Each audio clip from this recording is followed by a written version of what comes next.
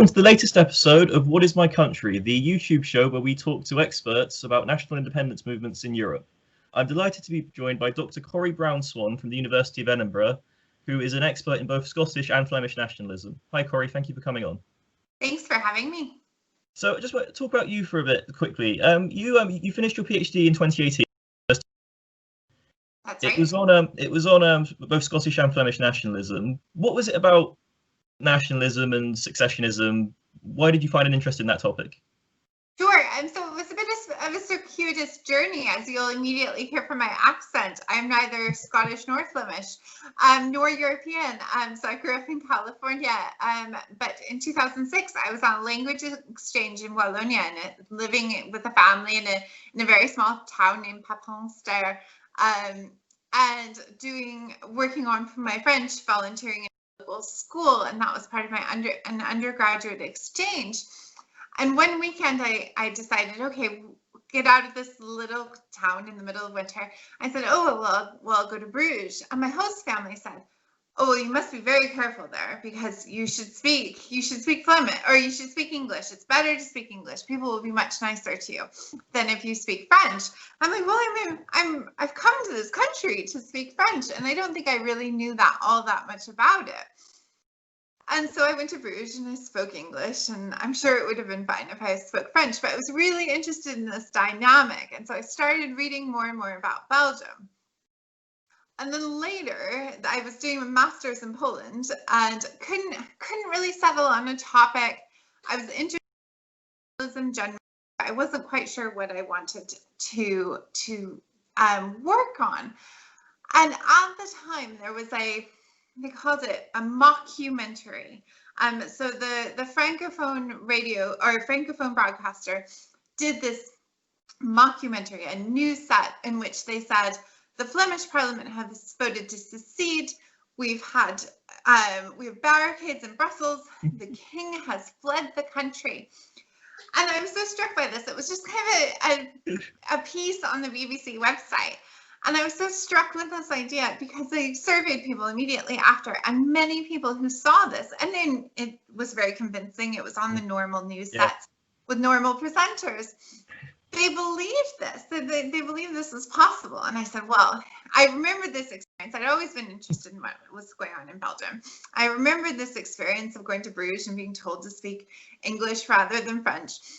And so I ended up writing my master's thesis on looking at the political dynamics in France or in Belgium, and then went and worked in the quote unquote real world for 5 years, working in corporate responsibility, and then came back for my PhD. And when I applied, it was in early 2011, so before that S&P majority. I started in September of 2011. So it was really kind of fortuitous timing. It was an interest in nationalism, a desire to live somewhere else and to live in different countries and study different countries, but also quite fortuitous timing that I was able to be here and to study both the referendum in Scotland, but also events in Belgium. So I'm assuming that's why you then chose to compare Flanders to Scotland, being in Scotland, and also, the referendum's a big deal. So I find that interesting you made that comparison, because I think looking at literature, there's very few papers which specifically compare Flanders and Scotland. It's true. It's true. It's kind of an study. The comparison does tend to be Catalonian Scotland, Quebec in Scotland, and perhaps less so these days. But in general, in the English language literature, Flanders seems to be understudied, and it is and the Flemish parties are so interesting. And I think there's perhaps a bit of tension. Speaking to the S&P, they might say, "Oh, well, aren't these Flemish nationalists very right wing? We're not like them." But there are some strong commonalities, despite the S&P and the NVA having very different self-government goals, or quite different self-government goals. There are some really interesting comparisons to be made there. I was going to ask you. I spoke to for last week's episode. I spoke to Sander Lunes, who was former defence minister of Belgium for 27 days, which I think is quite a claim. And he was actually. I was surprised because obviously, like many sort of secessionist, sub-nationalist movements, he wasn't particularly fond of Belgium. I think is the polite way to put it. Yeah. He seemed so patient. And I mean, he was talking about things like confederalism first. He was talking about, you know, we can wait until 2030 when Belgium has its 200-year beyond 2030. And I was just so shocked how sort of, I guess relaxed is the wrong word maybe, but almost how unfussed he's about getting to the end goal compared to sort of the SNP or even sort of Plaid Cymru even in Wales, for example. Absolutely, it is really interesting. And when you look at the discourse of the NBR, and that was one of my key findings of that initial research, was they very much situate this in a progressive process. They'll say it's an evolution, not a revolution. This will happen slowly, slowly. I think my favorite Bart de Wever quote is Belgium will slowly fade away like a candle being snuffed out. So this very quite abstract and metaphorical language, but less direct than the SNP, than certainly the Catalan parties. So you do see that difference there. So there is a certain, I would agree with you. I would kind of echo that language of being quite relaxed about the timeline for self-government. I think that's probably attributable to a few things. I think the first thing is that Flanders has an enormous number of competencies within the Belgian Federation. So in many ways, it's able to carry out its business. And the NVA has often had influence, whether through kind of blackmail potential or in coalition. So there, you can be a bit more relaxed. It seems like Belgium is gradually evolving, as it has done since the 1970s, towards a looser and looser federation. And at some point in the NVA's understanding, it will just kind of fade away, which is very different from what we see in Scotland, what we see in Wales, Catalonia, where there needs to be, or there's an assumption that a direct break is necessary. So one big thing that happened in Flanders was the 2019 elections. I love the efficiency to have the Belgian, European, and Flemish elections all on the same day. I admire the efficiency just to get it all done in one go. Absolutely. The big thing I think that happened there was obviously the NVA was the biggest party in all three elections. It won the elections, but its vote share did go down, and obviously the big, you could say the big winners of that election were the far right Vlaams Belang party, which is the other Flemish nationalist party. So why do you think more Flemish people turned to, I think it's fair to say, is a much more ethnically focused nationalist party? Why do you think Flemish people turned to that alternative more? Yeah, it is a really interesting dynamic because the Flemish party system is so fragmented and the Belgian party system is so fragmented. There's always that quite fun exercise after a Belgian election. You can try to create a coalition.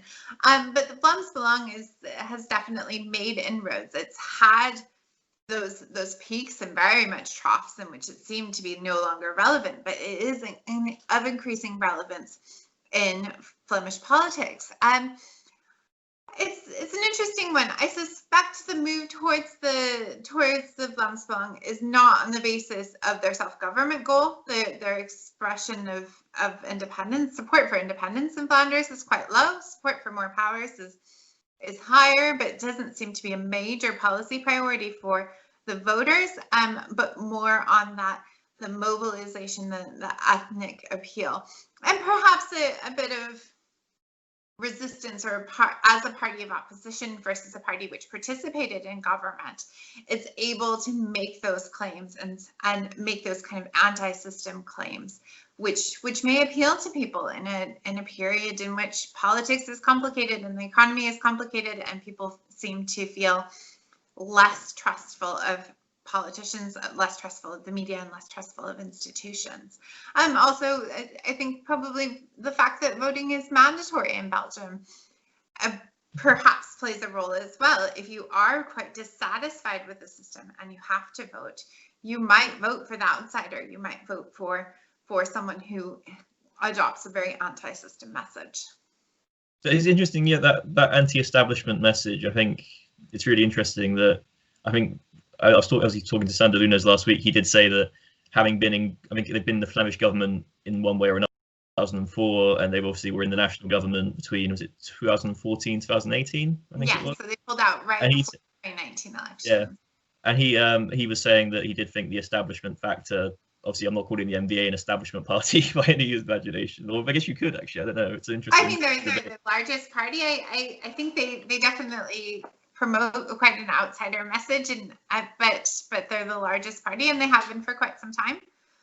So they are, and they have been a crucial participant in government. So yeah, no, I think that does play a role. It's difficult to, at a time when people may be particularly disillusioned, and a refugee crisis was very politically salient in Belgium, and the NVA probably bears some responsibility for that. Their message on the refugee crisis was very critical, more similar to the discourse that we would expect to see from Vlaams Belang than kind of a mainstream political party. Do you think that was due to the fear of the political threat of the Vlaams Belang? Do you think they thought, oh God, it's almost a bit like how the Conservative Party pushed on Brexit because of the fear of UKIP, I guess you could say it was maybe a similar... I think that probably played, I think there was an ideological, I mean, some of the statements were very, very strong and kind of made in a personal capacity. But I think the threat of a resurgent Vlaams Belang did play a role. Okay, so finally, the last question I want to ask about Flemish nationalism is about, I guess you could say it's about the other side. Does much get talked about what would happen in the event of a Flemish succession? Do people ever talk about what would happen to Wallonia, what would happen to the German-speaking community, and even Brussels as well? Does this get discussed a lot in Belgian? I think this is where it gets complicated, and I think going back to your first point about the kind of ambiguity or the NVA's self-government goal is because of these intractable issues, these really tricky issues about what would happen to Wallonia, and would it become an independent state? What would happen to that Flemish or the German-speaking minority, which is about 200,000, and crucially, what would happen to Brussels? So a francophone city, a largely francophone, increasingly international city, the seat of all these EU institutions, but within Flemish territory. And so I think that probably explains in some way, Brussels explains in some way, the focus on confederalism, focusing on the gradual breaking up of Belgium rather than a sharp break, because these questions around Brussels are really difficult to answer. But we don't really talk about Flemish. There isn't a Walloon nationalist party on the same scale as the NVA. There was a Walloon Nationalist Party, which had some electoral success in the 1970s and was part of incentivizing that process of decentralization. But there doesn't seem to be any demand on the Walloon side for greater self-government. I think that's part of the NVA's strategy, that if they enter into government, if they implement a center-right socioeconomic agenda, maybe that forces the Walloons to go back and think, hey, in this system, we're not going to get what we want. Could we have more power? Could we decentralize further and therefore pursue our more left-wing policy? Yeah, that is interesting. I think at the moment in Wallonia, the only region is it a regionalist party called it DEFI? It's language protection, but that's not even I wouldn't even call it a regionalist party. I think it's more of a language protection, French protection party, I guess you'd call it. Yes, definitely. And because the language issues, kind of in contrast to Scotland, have been so salient, I think that does become an issue, greater issue. But yes, you don't have a similar. There's no Walloon equivalent of the NVA. You said there was a party in the 70s. Was that the Walloon Rally? Is that what I'm thinking? Yeah. Was that different? Yeah. Okay. So moving on to Scotland now, which has been, I think it's fair to say, much more active in the UK media than Flanders has. Of course. So I just want to start maybe looking at how we got to where we are. So imagine that I was around for the 2014 independence referendum. I saw that Scotland voted to remain within the UK. And then I've been frozen for the last sort of 6 years. How have we got, just explain, how have we got to the position where, despite this being, it was meant to be one vote for, a generation to settle the argument. I mean, we've heard all those debates before. Yeah. How are we now at a position where it seems that not only are we seeming to be heading towards another independence referendum, it actually seems that support for that independence referendum and support for independence in general is now actually higher than it probably was in 2014?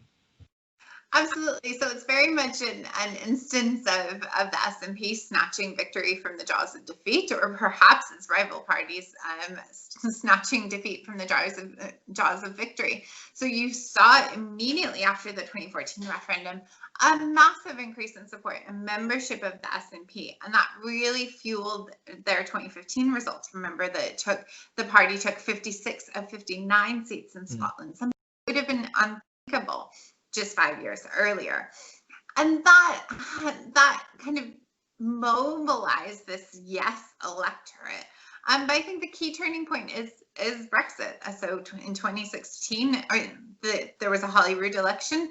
The SNP did well, but not a landslide well.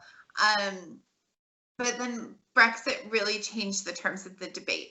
However, it's been a slow boil. So you saw that immediate Brexit bounce with one or two surveys showing a majority of support for independence after the Brexit vote. And then things kind of leveled off a bit. And then I think since the beginning of late 2019, early 2020, you've seen consistently 50% support for independence. And this is despite some electoral checks for the SNP. It lost many of those seats that it gained in 2015 in the 2017 election. I feel like if someone woke up, has been frozen in time since now, they would be like, how many elections have you had? But we've had a succession of elections. But you end up in a situation in which we're seeing a majority of support for independence, at least in most polling. And perhaps a sense of unease and uncertainty amongst unionist political parties that something needs to be done about Scotland. We can debate the wisdom, and I'm sure we'll get into that, some of those unionist initiatives. But yes, very much a kind of continual progression. And the SNP looks to be fairly unchallenged ahead of a 2021 Holyrood election. Support for the party remains quite high, although it receives some important criticism. But you see a party which remains largely unchallenged, and perhaps set to pursue another referendum. So, I mean, you talked about it being a slow burner. That does really interest me, that we had sort of, obviously the referendum happened in 2016 and there was a sort of small bounce. And then you had sort of Brexit negotiations. You had, well, I think what would be fair to say, a Theresa May government, which was pretty, I think shambolic might be a bit polite way of putting it. It was just a complete, just didn't look particularly pretty from any perspective, not to mention the Scottish perspective. And it seems it's only been 2020 we've seen this bounce. So why do you think that is? Do you think it's because of possibly COVID, possibly, or maybe the fact that we are now reaching the sort of Brexit, I guess some people call it a cliff edge, we are finally seeming to reach that Brexit cliff edge point? I think so. I think it's the accumulation of factors. I think there's probably the process of negotiating Brexit, in which the devolved governments have largely been excluded. I think that is a meaningful, it's been mobilized, and this idea that Scotland's being dragged out of the EU against its will has been quite fruitfully mobilized by the SNP. And you see the sense perhaps of grievance around that. But also you see a UK government figures which are not particularly popular in Scotland. Perceptions of Boris Johnson are much more negative in Scotland than they are in the UK as a whole, which perhaps contributes to a sense of difference. And the idea is, I guess what I find striking is there aren't as many undecided voters, but there does seem to be movement, and in both directions. So you see people moving from yes to no and no to yes. So you do see that movement there. I think the current pandemic conditions, Nicola Sturgeon is quite, her levels of perception, or her competence, she's perceived as very competent in handling the crisis, particularly in contrast to the UK government, particularly in contrast to Boris Johnson. She's on TV more, she's talking to people more. Often that's a point of contention with her rival political parties.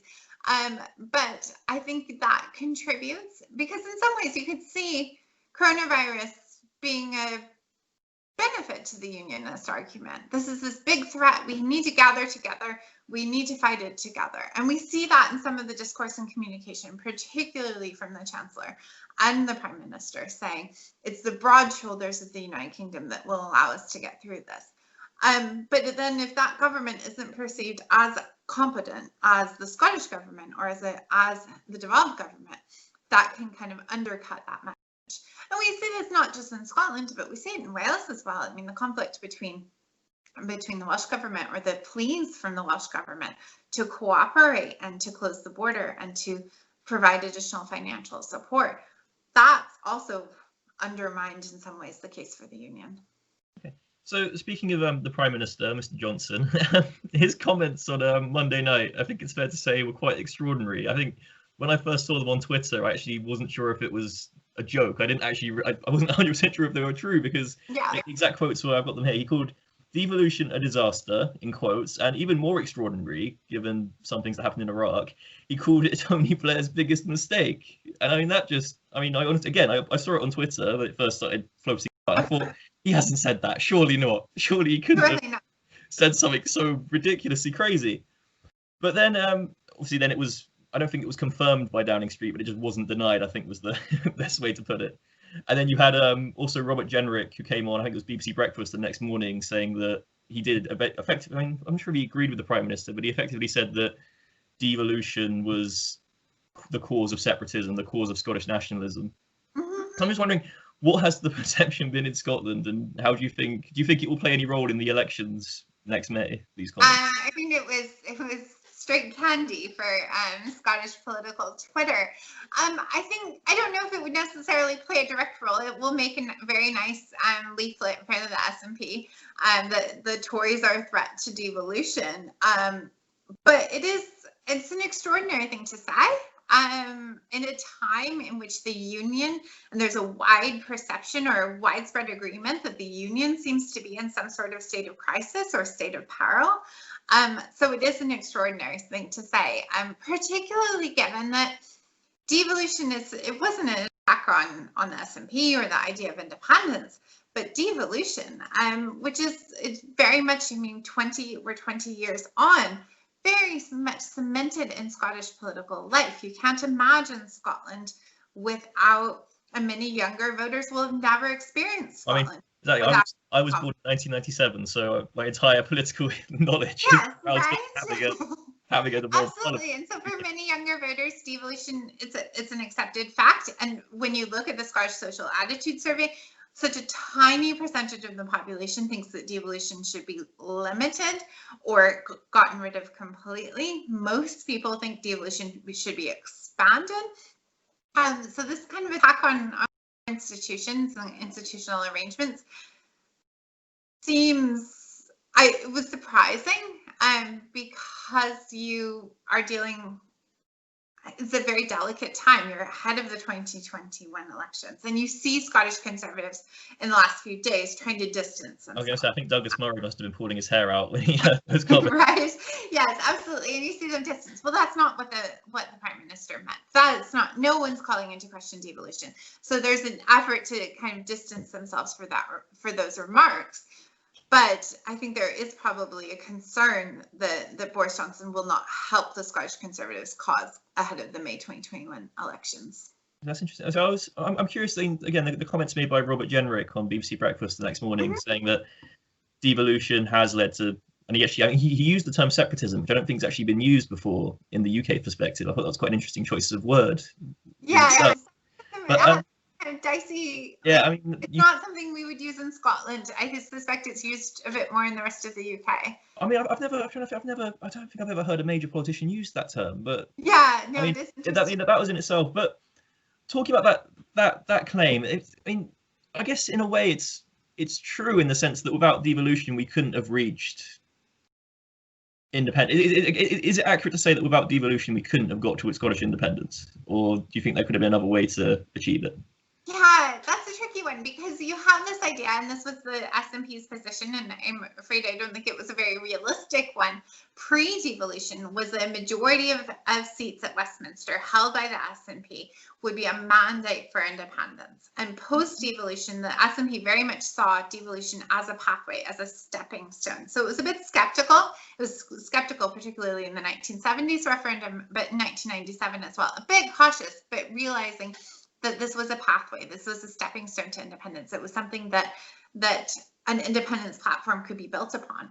I think it would be really difficult to imagine a scenario in which you had a referendum without devolution, because the SNP was able to enter into government and secure that mandate to have a referendum, and because it was acting as an equal actor and was able to negotiate that with the rest of the UK. So I think perhaps in a practical terms, the referendum wouldn't have been possible without devolution. But I think a sense of support for Scottish independence might have grown, and might have grown quite quickly without devolution, because there was very much that clear consensus amongst civil society and amongst the general population that some sort of self-government was necessary. I think I would also point out that I think the people making that point, there's been support for independence, I don't know what exact figures were in 1999, but they weren't particularly high. And I think there's about a million things that have happened, probably to do with the Labour Party, Liberal Democrats, and the Conservative Party, which have probably helped to increase that support for independence. So yes, definitely, it was I think somewhere in the 20% support for independence. Yeah. Okay. So I'm sorry, I've lost my thread of thought of where we are. Oh yeah, so I want to talk about the Scottish Conservative Party. So we have seen, even before Douglas, right, with Ruth Davidson, there has been a lot of rivalry, tension between the Scottish Conservative Party and the UK Conservative Party. Mm-hmm. I'm just wondering, has there been any discussion at all? Because of course, people might not know this, but before 1965, the Scottish Conservative Party was its own independent party called the Unionist Party. Has there been any discussion, any murmurs, any rumblings at all of going back to that, of ironically becoming independent from the UK Conservative Party?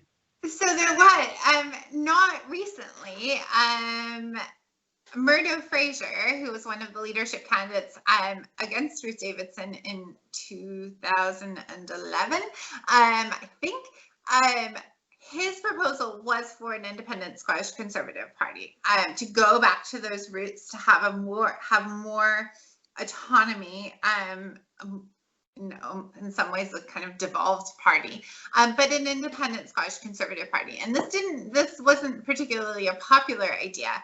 And he didn't obviously win that leadership contest. However, I think it's not something we've heard recent rumblings about, but I wonder if the Conservatives don't do as well in 2021. Is that an idea that might reemerge?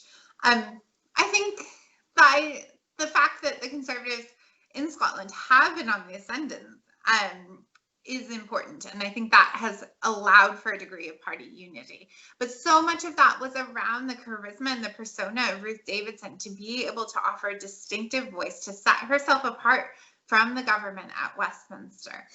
And it's unclear whether Douglas Ross will be able to continue in that vein.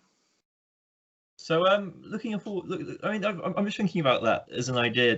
I think I can see a main pro and a main con to the Scottish Conservatives breaking up. I think the main pro would be you completely cut ties with Boris Johnson, who is, as you've said, very unpopular in Scotland. You can say we're a different party, separate, and also there is European precedent for this. You have the CDU and the CSU in Germany, so it's been done before. So there are pros, but I do think there would possibly, one negative would be the irony of a Scottish Conservative Party becoming independent of the UK. Yes, it's true. I could see the SNP sort of saying, so you're happy to break away from the UK's Conservative Party, but you're not happy for Scotland to break away from the UK. I think that could be a bit of a... Absolutely. I think that's always a concern, and it's something that we hear from Labour as well. And the idea of a more autonomous Labour Party, potentially a split Labour Party, is something that was mooted, particularly following this kind of disastrous 2019 results. But I think there is the kind of the flip, like you're giving your opponents their lines for them, but also more serious issues around organizational support and capacity and funding as well, because both parties receive quite significant funding from the centre. Yeah. So I'm looking ahead to 2021, the elections. I'm just thinking, so there are currently 5 parliamentary parties. You've got the SNP, the Greens, Labour, Liberal Democrats, Conservatives. Mm-hmm. Do you think, at the moment, looking at the polls, who do you think will be the sort of the big winners, and who do you think will be the sort of the losers, as it were? I don't know. I think the polling suggests that the SNP will continue to do well. I think a lot can change though between now. I mean, I suspect that will continue to be the case. It would be very difficult to imagine a scenario in which the SNP suffered a major defeat. But I think you'll see a bit of consistency. Labour seems unlikely to be able to mount a comeback or rebound. Obviously thinking about your fictional character who fell asleep and just woke up. The idea that Labour had slipped into 3rd place and the Conservatives were the main party of opposition would be another point, another perhaps surprise for them. So you do see, I don't know, I can't imagine that loads is going to change ahead of the 2021 election. I think it depends on the course of the virus. I think whether how those elections happen is important as well. Will they need to be postponed, perhaps? So I think that plays a role. But I just can't imagine foreseeing major changes. But the SNP's been in government for a long time. 13 years is a long. 14 years is a long time for a party to be in government. And you see tensions and kind of cracks emerging in the SNP, which has historically been a very disciplined party. I mean, one of the arguably, I think you could say what's shocking about talking about Scottish Labour, the fact that we're talking about Scotland, we've mentioned Labour twice, given that this was a party which, I think, if you talk about the guy who falls asleep in ice, if he fell asleep in 1999, the idea that where Labour is now in Scotland would probably give them a heart attack. I think it really is. It's been such a monumental shift away from the Labour Party. I mean, why do you think the Labour Party has lost so much ground, and why do you think they're struggling now to gain it back? I think you see a failure to really critically evaluate the party's position from 2007 to 2011, and you have these repeated checks which have in some ways demoralized the party, and they've really struggled, particularly since 2014, because they're squeezed between the independence focus, the nationalism of the Scottish National Party, and the unionism of the Conservative Party. And this kind of attempt to offer some sort of middle way when they're losing voters to both is really, really difficult. You've also had a tremendous level of leadership turnover in the Labour Party, and conflict over leadership. I mean, Richard Leonard faced a challenge to his leadership a few months ago. So I think they've struggled to regroup. I think the Labour Party, their interactions or the dynamic between the Labour Party in Scotland and the Labour Party at the UK level or in London hasn't helped. I've been working on a project specifically on the Labour Party, and a named interviewee told me that every time Jeremy Corbyn comes to Scotland, he flubs his lines. He provides a talking point for the SNP. So you can see that dynamic. And I think that speaks more broadly to the challenges facing statewide parties in devolved systems. Because the Conservatives, I don't know if the Conservatives will be clamoring for Boris Johnson to join them on the campaign trail. So there are those really difficult dynamics. How do you manage a party across levels, and which party and which electoral contest takes the priority? But I think for Labour, it's really a struggle to come up with something beyond an opposition to a second independence referendum. They're kind of left on the sidelines in the debate. It's interesting, actually, you talking about Labour's issues with independence. I immediately sort of thought of it almost sounds identical to their problems with Brexit, and it seems that the Labour Party seems to struggle with these constitutional questions, these constitutional issues. And I'm wondering maybe that's because of their ideology, and because obviously they're a social. I remember I spoke to Neil Findlay, the MSP. I interviewed him when I was doing my masters on independence, and his line when I said I was looking at nationalists and unionists, he said, "I'm neither a nationalist or a unionist. I'm a socialist." Absolutely. And I was wondering, do you think the ideological nature of the Labour Party being a centre-left socialist party means it struggles with these constitutional issues, makes it harder? I guess so. I mean, but not fundamentally, though, I mean, Labour delivered devolution. It delivered the biggest constitutional change the UK has seen. Perhaps I don't know anything about the 16th century in this country, so don't quiz me on that. But this profound, modern, contemporary constitutional change. But the idea, I think they've struggled since. I think there's not a natural instinct or a desire to talk about the Constitution, to talk about the Union. You get the impression that Labour politicians are often quite uncomfortable branding themselves as Unionist, partially because the Conservatives have wear that mantle quite comfortably. But there's this idea that it isn't about the Constitution, it's about social policy, it's about delivering these policies rather than these constitutional debates. So I do think there's a struggle there for the Labour Party, rather. So the other two parliamentary parties in Scotland, just so we included them all, are the Liberal Democrats and the Greens. So starting with the Liberal Democrats, they had quite a strong policy in 2019 of we're pro-union and we're pro-Europe. Mm-hmm. And you'd think in Scotland you'd be able to get some decent support for that. And it doesn't seem to have, in the polling, it doesn't seem to have come through. Where do you think they're struggling? I think they're struggling to remain relevant. I mean, we got our first 2021 election pamphlet through the door, and I think it's too early. I'm not quite ready to think about 2021. We just need to survive 2022 first. But we got the first pamphlet through the door, and it's talking about federalism. And I think, and the Liberal Democratic Party is a federalist party. It's organized in quite a federal way. It has quite well-developed ideas about federalism. I don't know if federalism is going to be the thing to win voters in the current context. I don't know if federalism in general is something that is going to play well to a UK electorate or even a Scottish electorate. So they seem a bit stuck. I mean, they've obviously had leadership issues. Their leader lost her seat in 2019. So it remains really, it's hard to remain relevant, particularly when you have the strong personalities, when you have these constitutional, or when you look at FMQs, it really is a debate between the Conservatives and the SNP. Is it still, is the leader still Willie Rennie? Is it still? Yes, I think he's standing down.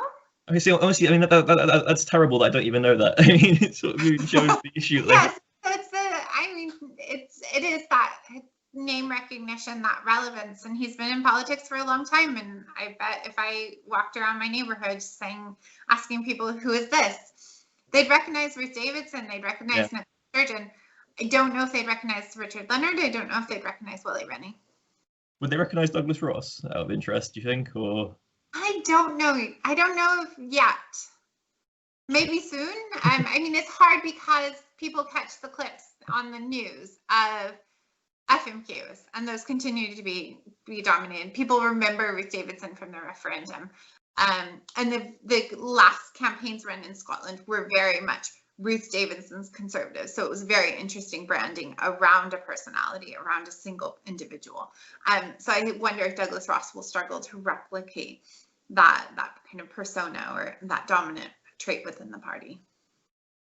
Okay, so the final of the five parliamentary parties is the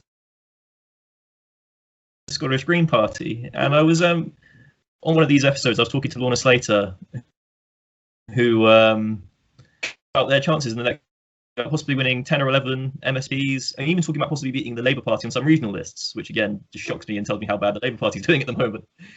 I mean, just wondering, what I mean, I'm interested in the Greens because they are the second, I guess you call them the second independence party. I'm wondering what is the perception of them in Scotland? How do they fare when they're talked about? I think they're perceived quite positively. I think they're a party that represents a bit of an alternative for supporters of independence who don't necessarily agree with the SNP's complete ideological agenda.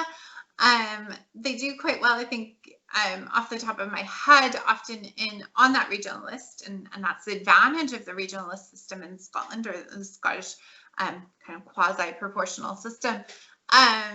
but they do quite well in the big cities where they can make that appeal. I think they're often perceived a bit as holding, because they often, in several contexts, the SNP has relied on their votes, and they have pushed the SNP on certain policies, which has been important. But I don't know. I haven't looked in detail about at the most recent polling, but I suspect they've kind of maintained it as a quite steady position. Interesting. So I'm just thinking, going back to sort of thinking in 2003 when you had those big shocks with the SSP, and I think there was another party won a few seats as well, another small party. I can't remember who it was. Yeah, it was 2003 was the Rainbow Parliament, where you had that diversity of there was some quite random ones, quite single issue parties there, and a greater proportion of independents. So I'm just wondering, is there what's happening next? Do you think there's any sort of small party that's making any media attention in Scotland that could cause a shock, or is there not really anything that's... There's kind of like more radical independence party that slightly intersects with the Alex Salmond trial and calls for an immediate referendum on independence. I don't know if that's a viable project. I think the SNP pretty much is entrenched. It's got the political machinery to deliver these votes and deliver these seats. But there's not much. The party system in Scotland seems quite stable. Okay. So finally, looking, I know it's a bit hard given the times at the moment, but trying to look beyond the 2021 Scottish Parliament election. If I mean, as we've said, the polls do look like you will have an SNP majority, or possibly maybe an SNP Green majority, an pro-independence majority. Yeah. So I'm assuming then when that happens, it's pretty much a given that the Scottish Parliament will then ask for a Section 30 from the UK for a second independence referendum. And honestly, I don't know how Boris Johnson will respond to that. He might say yes, and then off we go, Indy Ref 2. He might say no. And I think was it recently the SNP rejected a discussion in their conference about having a plan B. Mm-hmm. I mean, have you heard anything about what a plan could be, and then what it could do if Boris Johnson just says no? I think there's some divides within the party, and there are those who think that it's not necessary to secure the consent of the UK government. I think the central leadership, I think Nicola Sturgeon is quite cautious on this and is hesitant to even talk about a plan B or talk about the prospect of a consultative referendum or a referendum done without the consent, because we can look to Catalonia. Obviously, that Catalonia is a bit more of an extreme case because of the role of the Constitutional Court and the idea that it's prohibited to have a consultative referendum to question the kind of unity of Spain. But I think there is no desire within the SNP for a referendum without the consent, because you need people to participate. You need no voters to vote just as much as you need yes voters for that vote to have legitimacy. I think given the precedent set in 2014, I think there would be a lot of hesitation. But what do you do if you were sitting in the party's headquarters and thinking ahead to what happens if Boris Johnson says no? I think it's a really tricky scenario, because they have been in government for so long. The party's been in government for so long. Is this your chance? Do you need to seize this chance? Can you use the refusal of the UK government to build support for independence? I think you probably could, but then how do you bring that to a referendum? So I guess ideally in terms of democratic, you'd hope that the leaders would be able to sit down and talk to each other and hash something out, like they did and like David Cameron and Alex Salmond did to sign the Edinburgh Agreement, because that was a referendum and there were issues about the level of conflict and whether it was divisive or not. But it was a referendum that had the consent of everyone, and you had the full participation of everyone. It would be difficult to see a referendum that didn't have that consent. Sorry, that was a bit of a rambly answer, but that was fine. Yeah, I I do agree that I think the idea of having an unrecognised or illegitimate referendum. I mean, I wrote my undergraduate thesis on Catalonia, and it was because of what happened in the October 2017 referendum in Catalonia.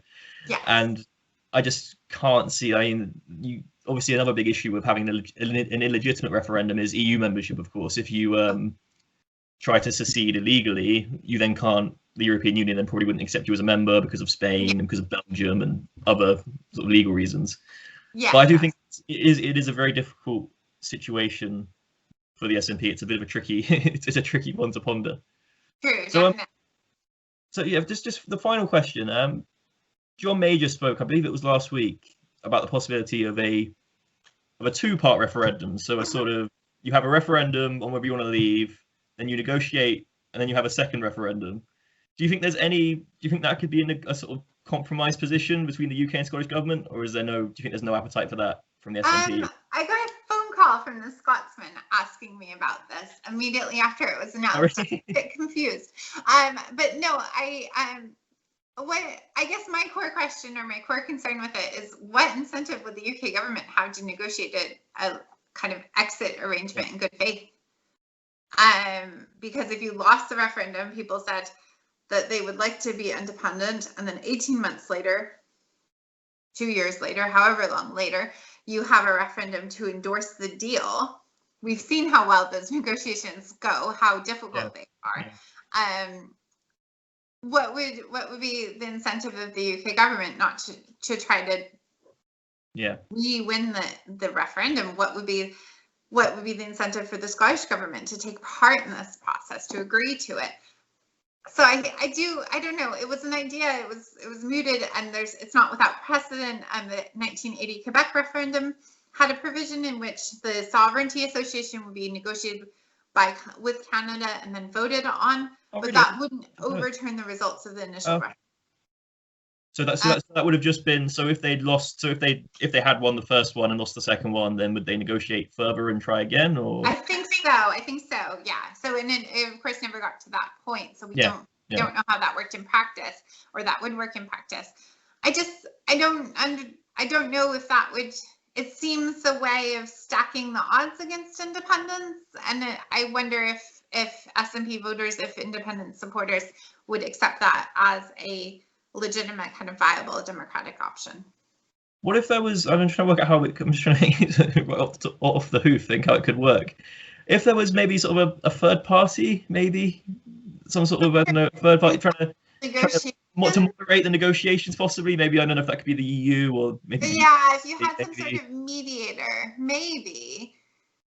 Even then, I'm sure there'd be issues on both sides with that. Yeah, there'd be issues on both sides. But if you did have some sort of, if it took the structure of international negotiations rather than internal negotiations, because I think one of the things that concerns me, and it concerns me going into the prospect of another independence referendum, is the quality and tenor of intergovernmental relations, not just between Scotland and the UK, where we expect things to be difficult because of the constitutional question, but IGR across the UK is in quite poor shape.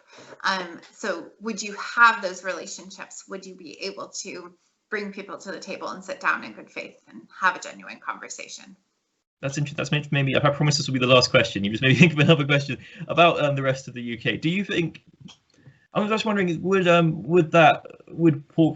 increased support for independence, poor relationships? Do you think that we could see something similar happen in Wales? Do you think we could see a Welsh? I mean, I don't know if you're an expert or you've looked much at the Welsh case, but do you think we could see a Welsh equivalent based on what's happened in Scotland?